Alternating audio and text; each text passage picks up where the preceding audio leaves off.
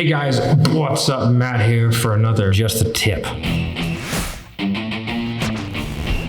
Let's put 2 minutes on the clock. Today, what we are going to talk about is the best way to adapt a new style of selling without dropping your sales. So we all see it, we go out there, we buy a course, we do a program, we do a yada, yada, yada. We learn all these new cool sales tips and tricks, but we have a methodology that, although it might not be the best way to do it, it's relatively consistent. Consistency is a very, very important part of a salesperson's life because even if you close at 25%, other guys are closing at 50, at least you can bank on that and you know that what you do produces that. So what we don't want to do is just throw away everything and start a new thing. So what we need to do is systematically input the new things. So what we have a look at is we go back through the numbers and we have a look at the lowest hanging fruit. Let's say the lowest hanging fruit is like, I can never overcome price objections, I can never overcome whatever it may be, or I have a high drop-off rate between my first and second call, or whatever it may be. And then what we do is we try and use the new style on that lowest hanging fruit.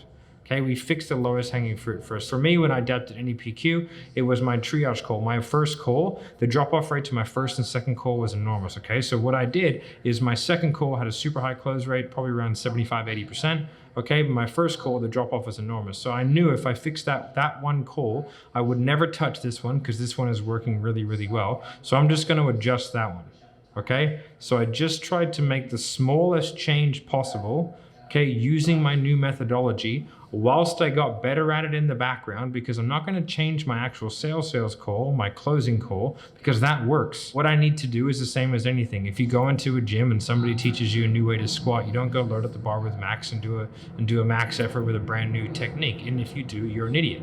Okay, so in the background, you role play your new script, you role play your new way of doing it until you become comfortable. There's not much difference between a role play and an actual sales interaction.